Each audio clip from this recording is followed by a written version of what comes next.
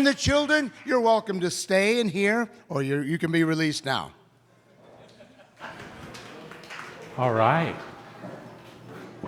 So while they're doing that, I'll introduce the family. Jessica, his beautiful wife. Jessica, would you stand up? And then Parker's behind her, and then Jonathan and Emma. So they'll be staying with us. They are staying with us. Yes. They arrived yesterday morning, 4 o'clock in the morning, and they spent all day painting. Painting. Heck yeah. They came and helped us, yeah. Got paint all over. So, I don't know. Let me just pray for you. Okay, go ahead. Lord Jesus, I'm so proud of this man.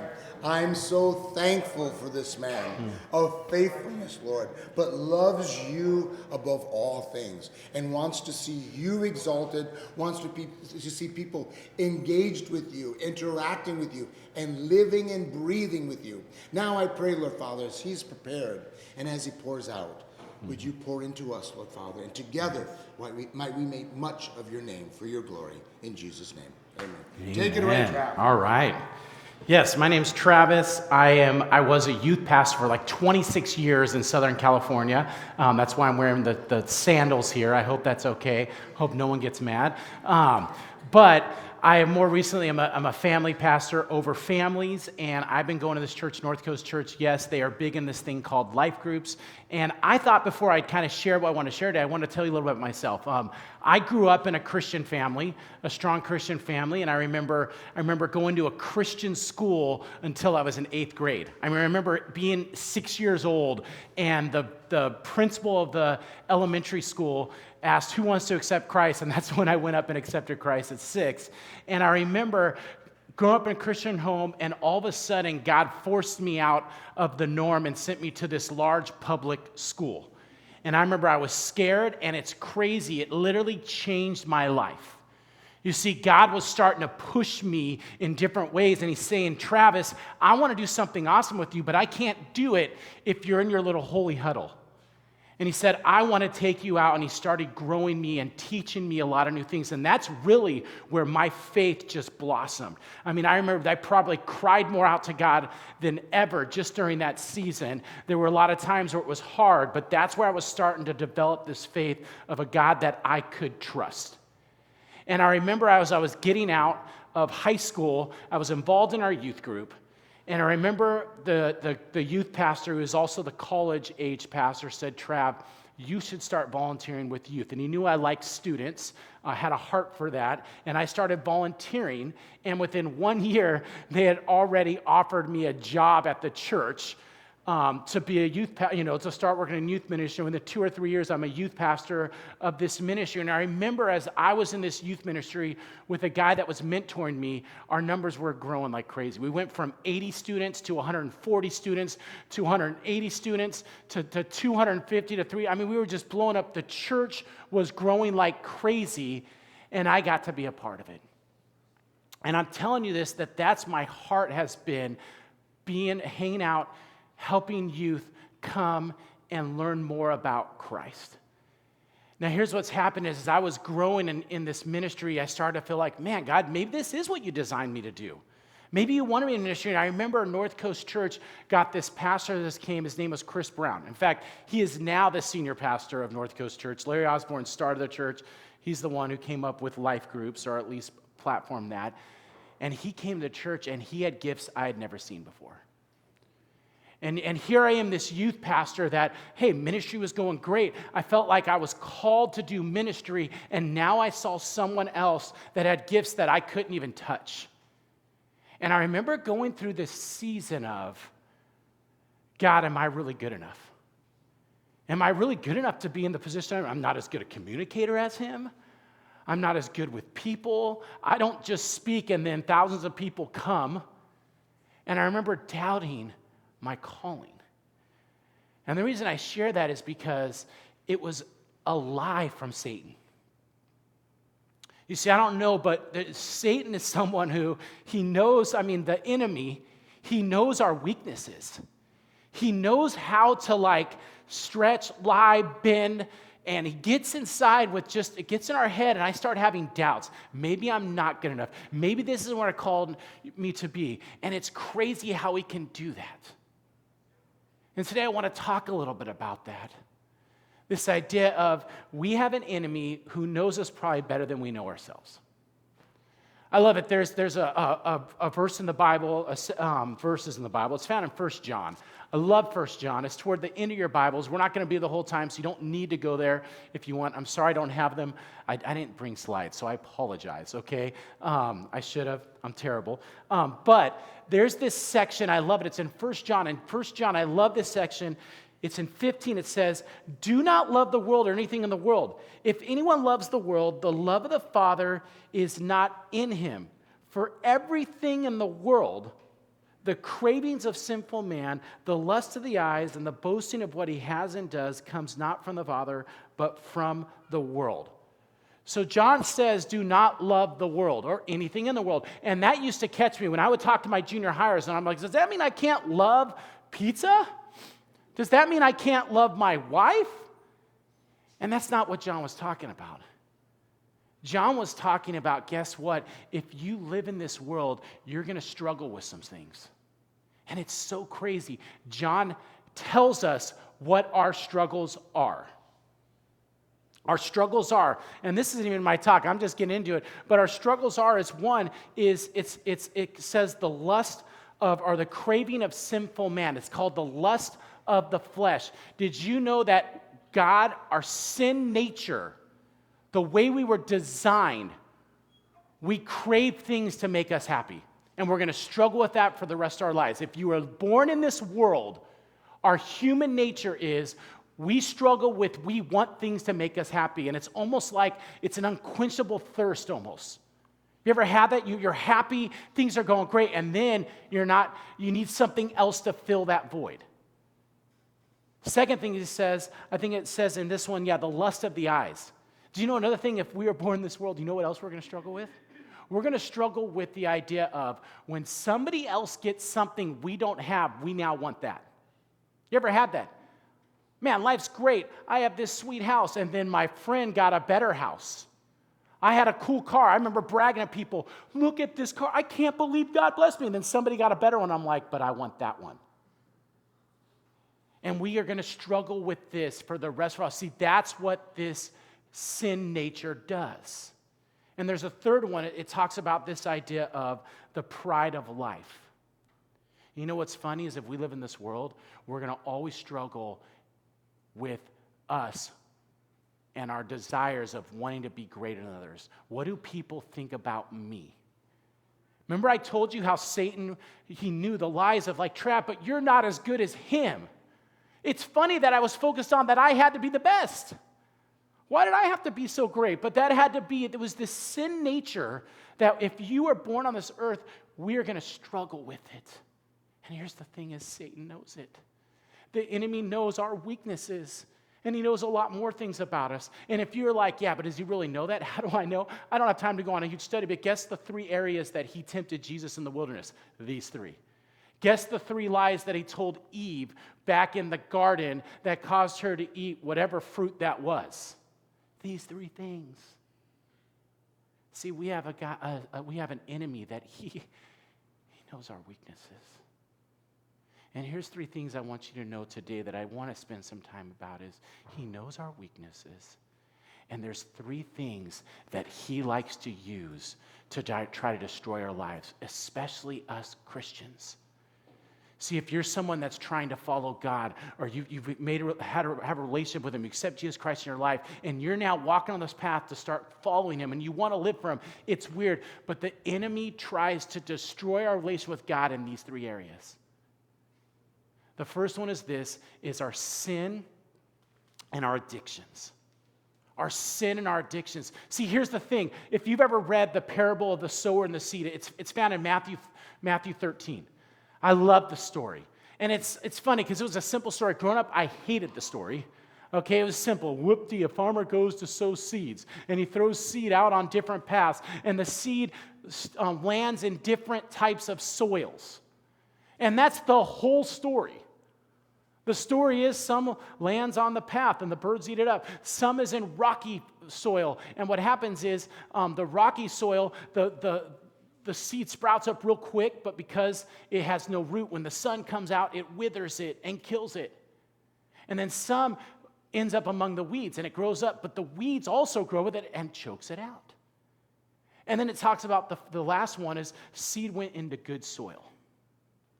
Goes into this good soil, and it produces a crop.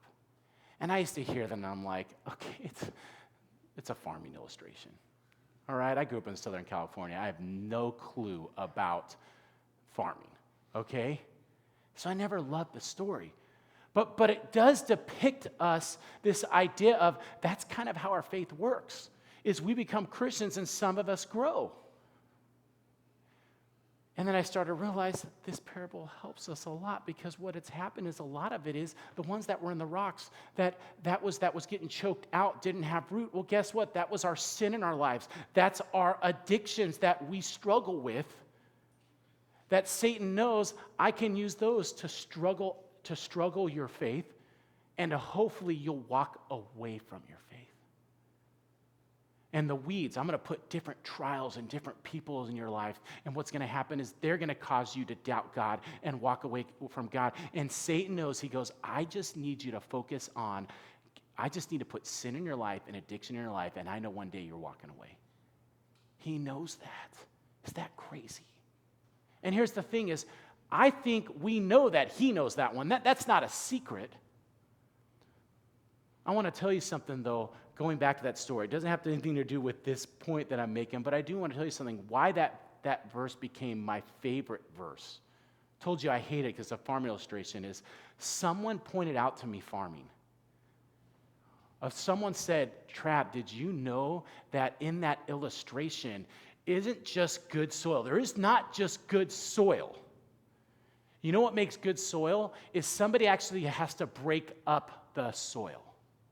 Actually has to till it. Back in the old days, they would have known this. I've been learning. I realized my dad was putting a lawn in our front yard, and he got this rototiller.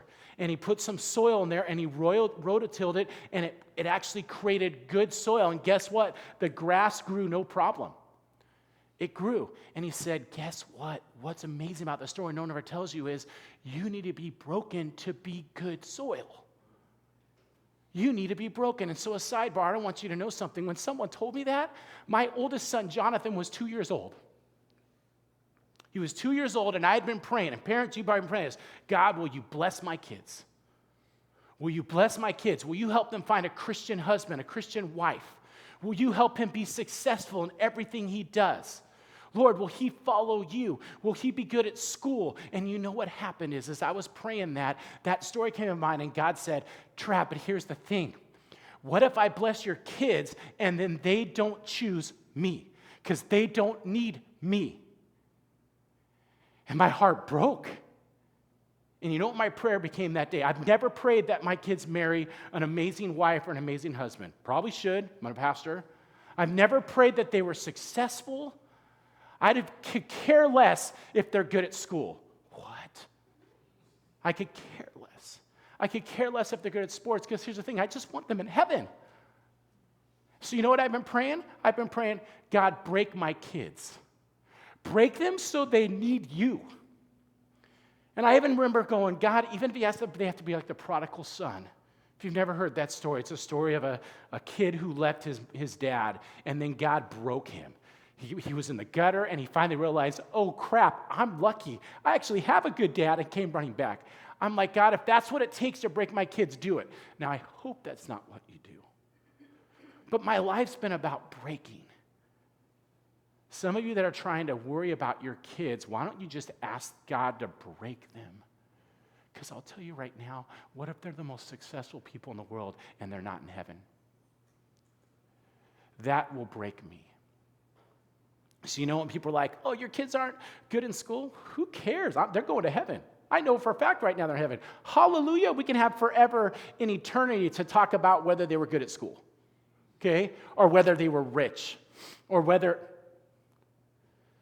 because I just want them broken.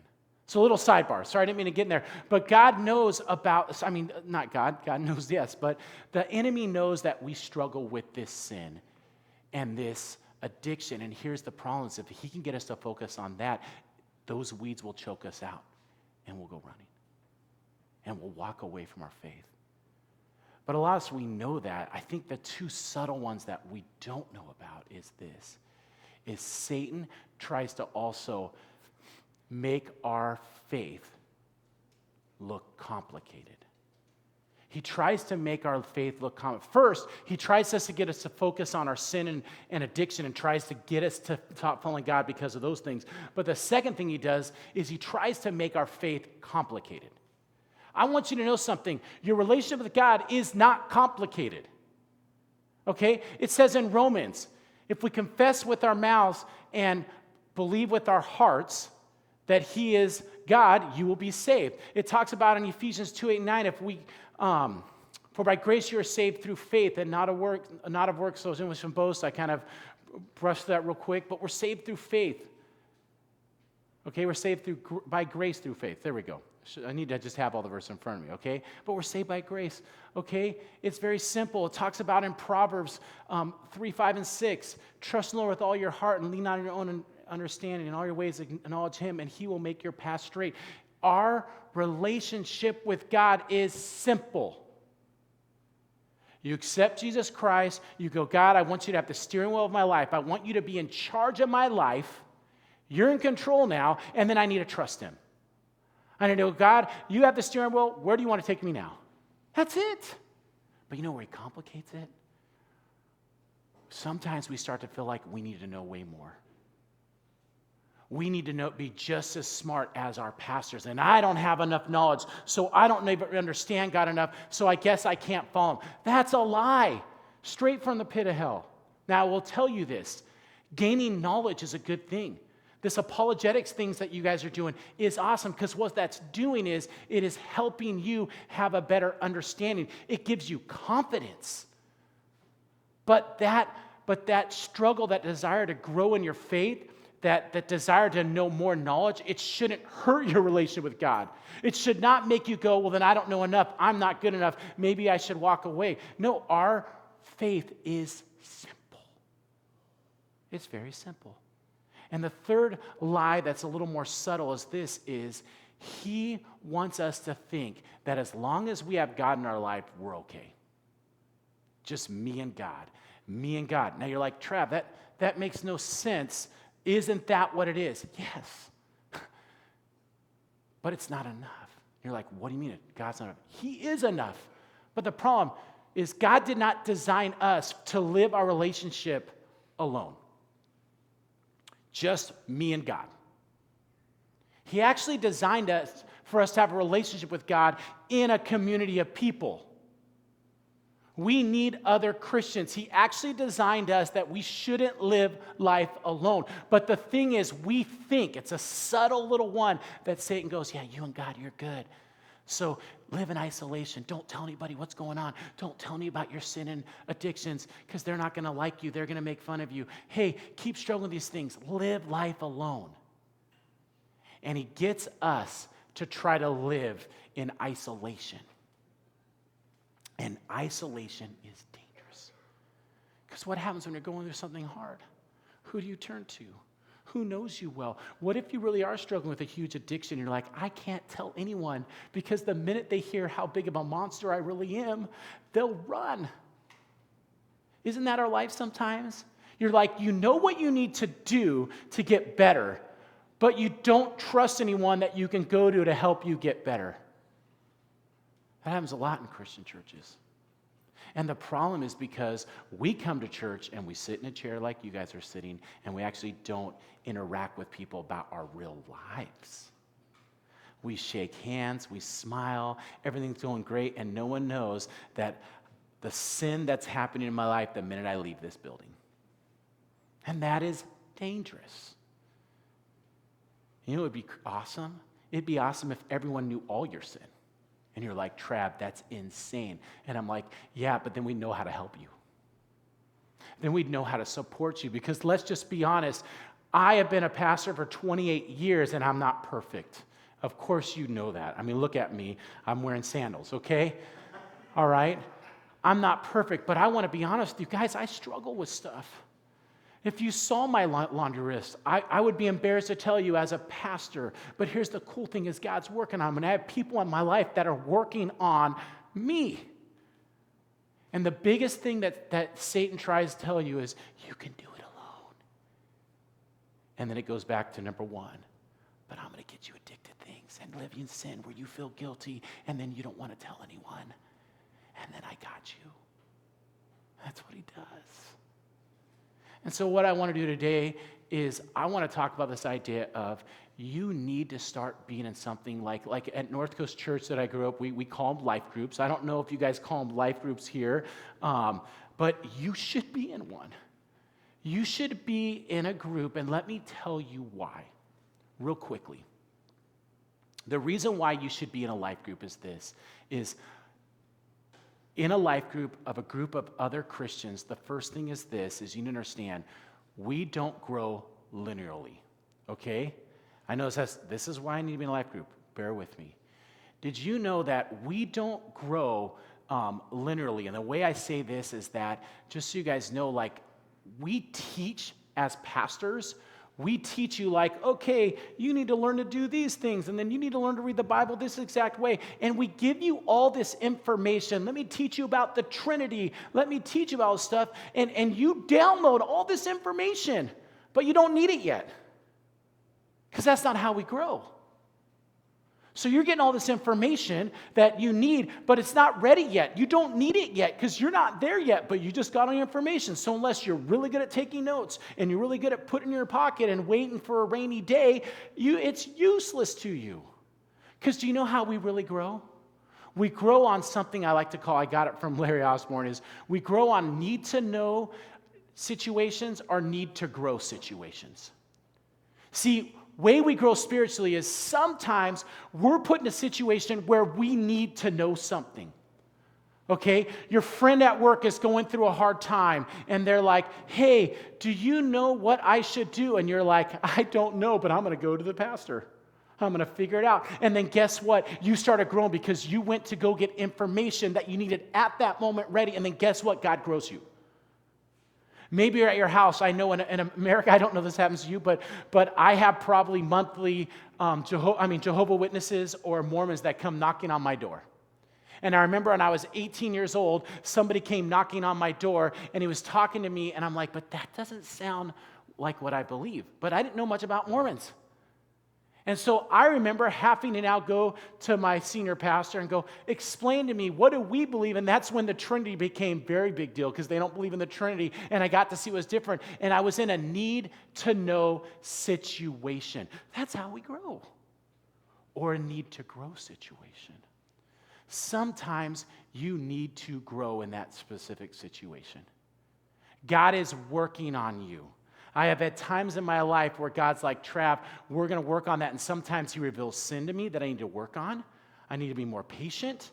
Or he reveals something that I need to get rid of. And in those moments, that's when God grows me. Okay? But because we don't grow linearly, we grow this way, here's the thing is we need people to talk to. And that's what the second thing is the second part of that, second point is, let me make sure I write it down exactly, is we need to be Velcroed to Christians and the Bible when need to know and need to grow situations arise. See, right now you're lucky. A lot of you probably know your pastor well enough that you're like, oh, if I was going through a hard time, I'd call him immediately. Or maybe you don't. See, at my church, on the weekend, we have 12,000 people come. People do not know the pastors. Who do I go to when I have a need to know or need to grow situation? Who do I go to? I don't know the pastor. They don't know me well. Maybe you don't feel comfortable asking because you're still a little bit insecure of what you know. So you need to be in places of people who know you so that when need to know and need to grow situations arise, you're Velcro to them in the Word. So then you can now get the information you need so you continue to grow. And it's important I say Christians and the Word, okay? It's not just Christians, it's Christians and the Word. You need to be Velcroed to those two things so when these situations arise, you know what to do. See, about 10 years ago, my wife and I started, we've been leading life groups for about 25 years. And sometimes we'll do young marrieds, then we'll do young kids. I mean, not young kids, college students, but now they're young kids to me, okay? But college students, or we'll do young families or whatever, and we decided to do a new life group, and we got together eight couples, and we started this group. And it was awesome because we stayed together for 8 years, and they became some of our best friends, okay? It was pretty awesome. But I remember when we started the group, there was a couple that came that were young Christians. In fact, when they showed up, it's crazy. We were all in the same age bracket. Everyone in our group, we were probably all within 3 or 4 years, and they were about 10 years older than us, and already it was like, okay, I hope they stick. We all knew people in the group. No one knew them. And I remember it was the hardest thing to get this guy and her to connect. But what happened was, within 3 or 4 weeks, some cool stuff happened. Like there was things that he had the same loves of. We actually love going to the desert. A lot of us guys, we go off-roading and ride motorcycles in the desert. It's like an hour and a half from us. And he loved that, and that created a connection point. But when we'd split up in the guy times, we were vulnerable. Like we'd go over the sermon from the weekend, we'd do that for 45 minutes, and then we split up guy and girl time. And in the guy time, we started getting real. And he hadn't opened up yet. And then one day, I get a call from this guy. His name's Mark. And he's calling me, and this guy, he's like 6'4". He's got to be like 320. I mean, he is a monster. In fact, he told me his life story was like he was the brawler in his mini gang, okay? No one messed with Mark. And this guy calls me, and he's crying on the phone. You're like, okay, I've never heard Mark cry. And he's starting to pour out an addiction he's struggling with. He's like, Trav, I don't know what to do. It's destroying my marriage. I've been hiding this for a long time, and I was going to leave the church. I was going to walk away from God, but I just felt like maybe I can tell you.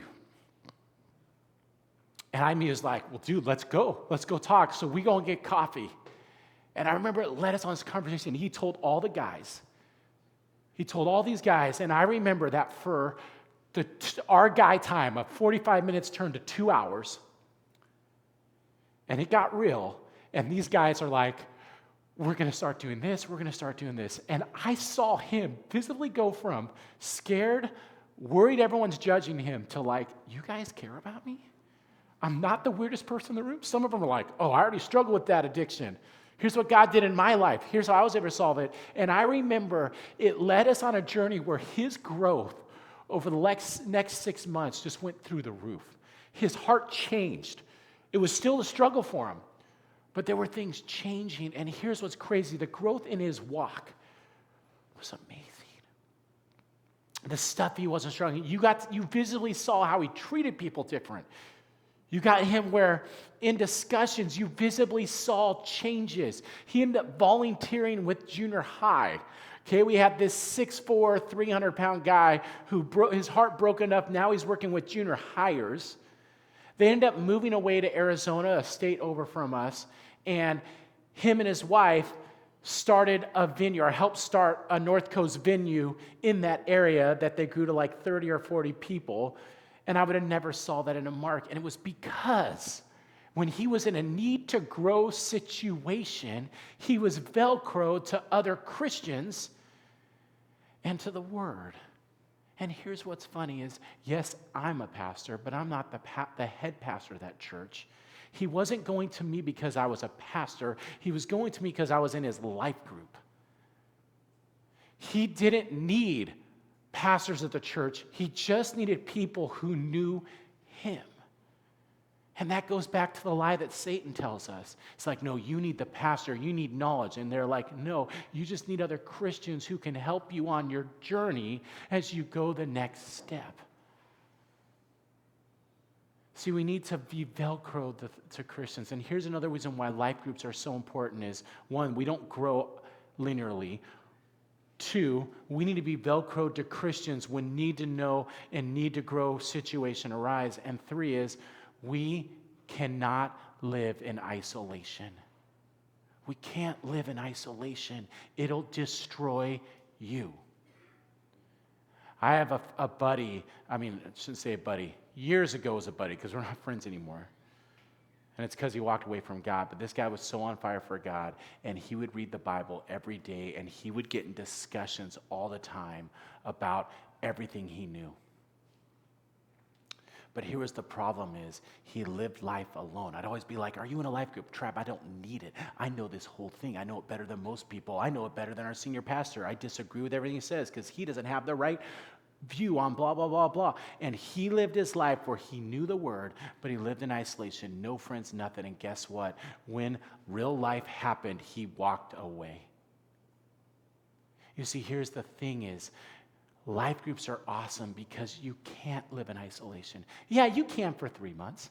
Yeah, you can for 6 months. But eventually, you have to open up and start sharing. And I'm hoping if you're in a group, eventually they're like, dude, what about you? And here's what's crazy. When people start to know your deepest, darkest sins, when they start to know your addictions, and they still love you because of it, and they still listen to you, and they want to help you, it's the most freeing thing there is in the world. It's almost like you can walk in this world and go, here's who I am, and I have a God who's saved my life and has wrecked my life and who loves me so much and is changing me from the inside out. But most of us, we don't want people to know what's going on inside here. We don't want people to know what's going on in our house. We don't want people to know who the real you are. But man, when you come across Christians who still love you in spite of you, it's the most freeing thing in the world. And that's when now God can actually start working on you. You see, we need to be in groups, and here's the bummer is it can't happen on Sundays this way. You need to come here on Sundays because this is where we fall on our knees and we worship God. This is where we learn. But we need to leave here and we need to go to places where now we have people who hold us accountable. We have people that know us. I have a friend, he went and started a church up in Northern California. It was a small church. I shouldn't say started. He tried to start a church, didn't work, so he ended up landing at a Calvary Chapel up in Northern California, about 120 people there. And he got there and he's like, we're going to do life groups. And the church had never done before, and they're like, what? And to do it, they had to cancel their Wednesday night Bible study that they had been doing for 80 years. Okay? It was the way the church was, and he canceled. And there had been someone who had been going there 50 years. There was an elderly guy. I think he was almost 80 years old, and he was livid. How could you do this? This is going to ruin the church.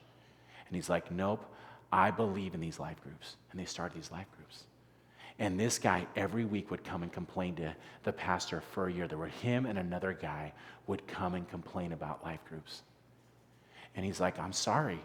He's like, you canceled our prayer meeting. Prayer is important. He's like, we got 14 people to the prayer meeting. We're a church of 100. We have 80 people that are in a life group, and everyone that walks in the door, we get them in a life group, they stick. They don't leave the church. He said, please, why don't you try it? And finally, after a year, he said, fine, I'll join a life group. Okay? This man sat in that chair for 50 years.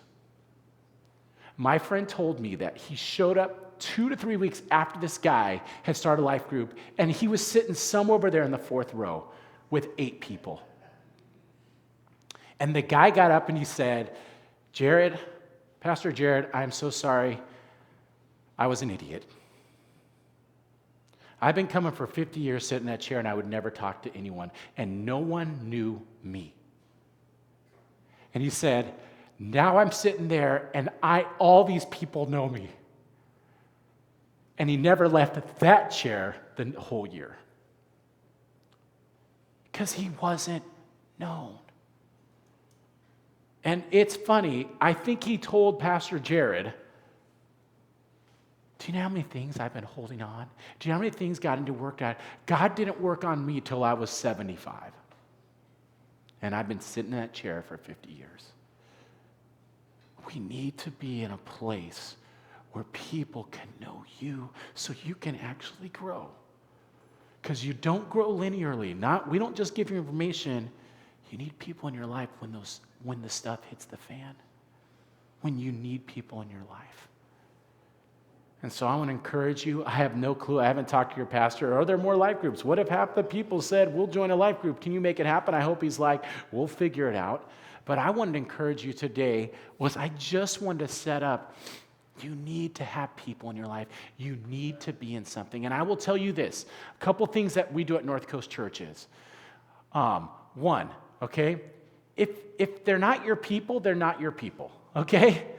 Sometimes you jump into a group and you feel like you're forced to stay there. Okay, don't try it. Try it, but don't give up. We actually tell at our church now we have a lot more life groups, but you guys have, I heard, like 10 life groups, and I'm sure you guys can start more. But we say, try it 3 weeks. If you don't like it, we'll find another one for you. Because we want you to find people you can feel comfortable with. But that's a little different than, I don't know them yet. That's okay. There's a difference between comfortable and no. We want you, that's, comfortable, and I would never hang out with them in my world. That's probably more saying no of them, okay?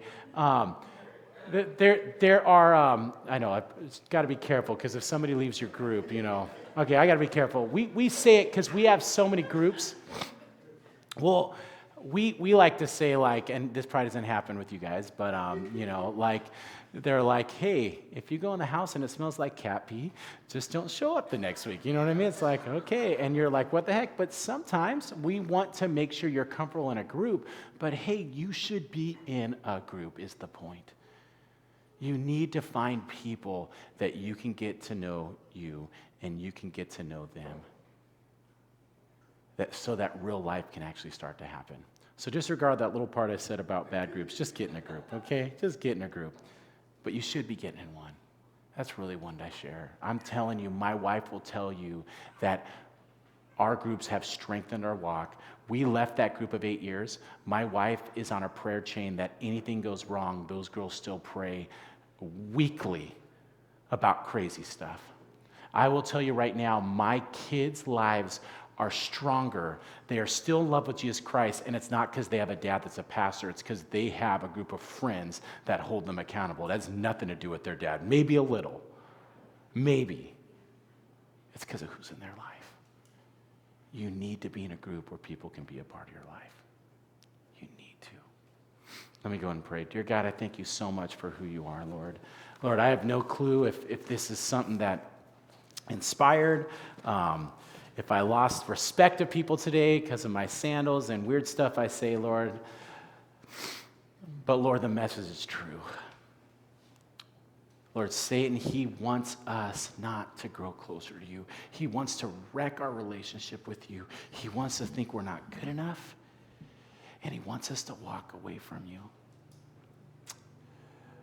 Lord, I just pray that you would put people in our lives, Lord, that we can tell them what's going on in our lives. So, Lord, you can work on us. So you can work on us so that next month we're a different person. 3 years from now, we're like Mark, where you never saw that coming. But it was only because of you and, Lord, you letting us to work with him, Lord. We love you so much. In your name, amen.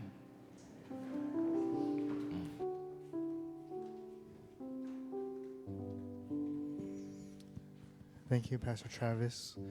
For those of you who don't know, when we started our life groups, I think it's been about over a year, right? Over a year. All the life group leaders, we did a training together, and we used the book Sticky Church from North Coast Church. And that was our main training resource. And it's just great to hear the fruit of that. I know this is uncommon to ask a question at the end of a sermon, but do you mind if I ask you a question? And then if you don't mind coming back up to answer that. I know it can be very scary to join a life group, to be vulnerable, because you really don't know like how people will receive you. And I was wondering, in all your years of experience, have you ever seen it go wrong? And how did you deal with that as well? And how did you rectify that? And, you know, so that in all 25 years, were all groups perfect, or how did you improve that? You want me to come up there and answer it that If you way? don't Yeah. mind. Okay, wow. Yes, we've had a lot of issues. Listen, there aren't perfect groups. There are times it doesn't go well. The issue more is, we have people that leave. We have people that have gone, this isn't for me, and that's tragic. A lot of it is, if you're getting into a group and everyone has that mindset of, I want you to know me and I want to know you. Okay, however, I'm saying that wrong, but when there's that mindset, there are times, because guess what? There are frustrating people. I've had people in groups, and my wife and I will tell you, we've had some people where we've had to walk through divorces with people. We've had to walk through messy stuff, and sometimes it doesn't work out. But that's the hard part, is like, it's not our job to change someone's life. It's only God can handle that, And so, I'll be honest. Black mark on our group. Our first young marrieds group. My wife and I were now newly married, and we were in a young marrieds group, and there were 8 couples in there. And fast forward 10 years later, 6 had gotten divorced. In fact, 2 couples met in that group, and the husband left his wife for this wife, and they left and ruined 2 families. Does that happen? Yeah, it does. You know what's crazy though? The girl that her husband cheated on her, she did not give up, got in another life group, and that life group changed her life, and her walk is unbelievable. So the problem is, life's messy. There's no perfection. But I will say this, it worked for her. She's like, my life sucks, and she got in a group, and it's changed her life. So it's like, it still works, but we're messy. We're jacked up people. It's not perfect. But I'm like, God, you're in control. I'm not in control. And the minute that I think I am, then that's when I walk away. Because I'm not. I can't save you. Pastor can't save you. Only Jesus Christ can. So that's what I'd say. I don't know if that answers it, but hopefully that helped a little bit. But thanks. Thank you, Pastor Travis. Let us respond in song. I invite you to stand. I